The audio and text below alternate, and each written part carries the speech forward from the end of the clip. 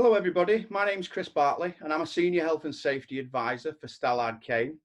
And a couple of weeks ago, I did a video regarding personal protective equipment in the workplace to protect against COVID-19. I also stated that the wearing of PPE in the workplace is no substitute for more robust control measures.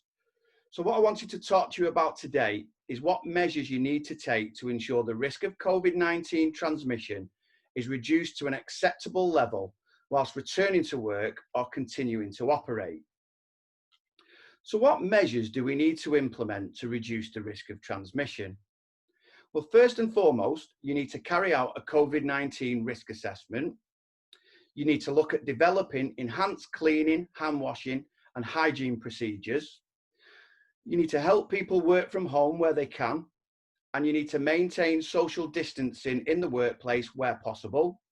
And where people cannot maintain 2 meters apart, we need to manage the risk of transmission. So if we look at the risk assessment, okay, you need to carry out a COVID-19 risk assessment, and you must ensure that this risk assessment is suitable and sufficient. Now, many of you will have carried out risk assessments before for your normal everyday activities, but this one's specific to COVID-19. And what you need to do is identify what work activity or situations might cause transmission of the virus. You need to think about who could be at risk and decide how likely it is that someone could be exposed. And then once you've done all that, you need to act to remove the activity or situation, or if this isn't possible, control the risk. Okay, you also need to look at developing enhanced cleaning, hand washing and hygiene procedures.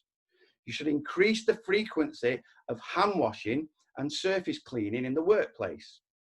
Encourage people to follow the government guidance on hand washing and hygiene. You can carry out toolbox talks on this or display signage around the workstations and the washing areas. Provide hand sanitizer around the workplace in addition to washing facilities. We need to frequently clean and disinfect objects and surfaces that are touched on a regular basis, like door handles, banisters, and even controls of work equipment. We need enhanced cleaning of busy areas and toilets, and we need to provide hand drying facilities, either paper towels or electrical dryers. We need to, where we can, help people work from home. You should take reasonable steps to achieve this, and you can discuss home working arrangements with your employees.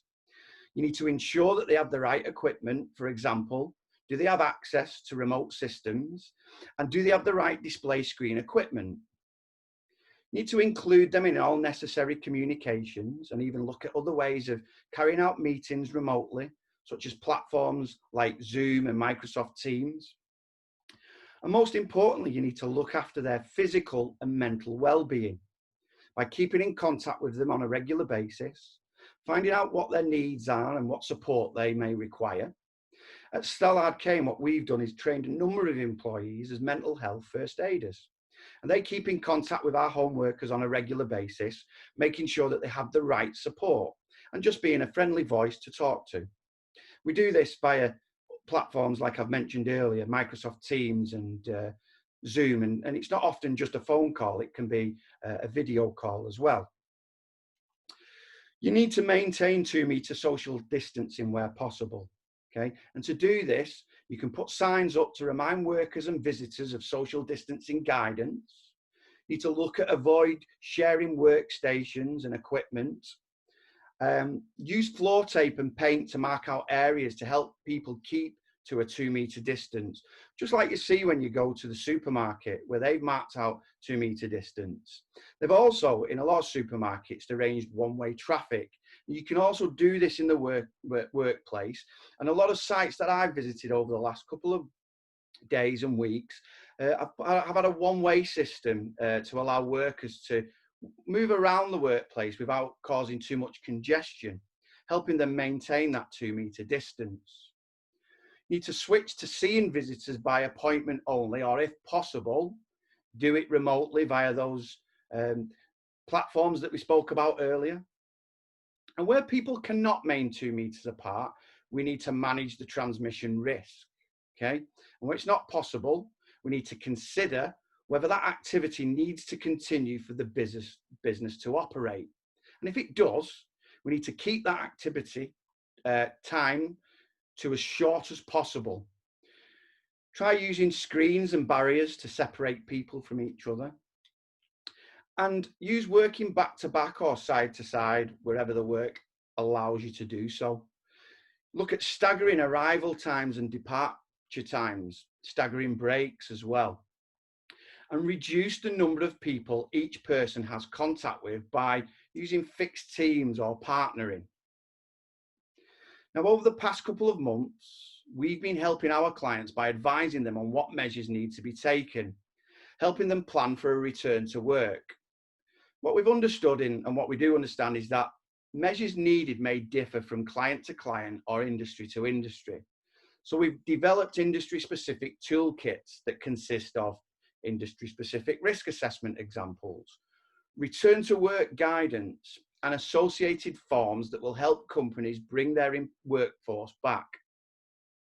We also have consultants that are industry experts that are on hand to help our clients with specific advice. Now, to access our toolkits or for further advice or assistance with risk assessments and the measures you need to implement, please go to our website at www.stellardkaneassociates.com or call us on 01472 678 660 or email us at admin@skaltd.co.uk. So thanks for watching this video. I hope it's been helpful.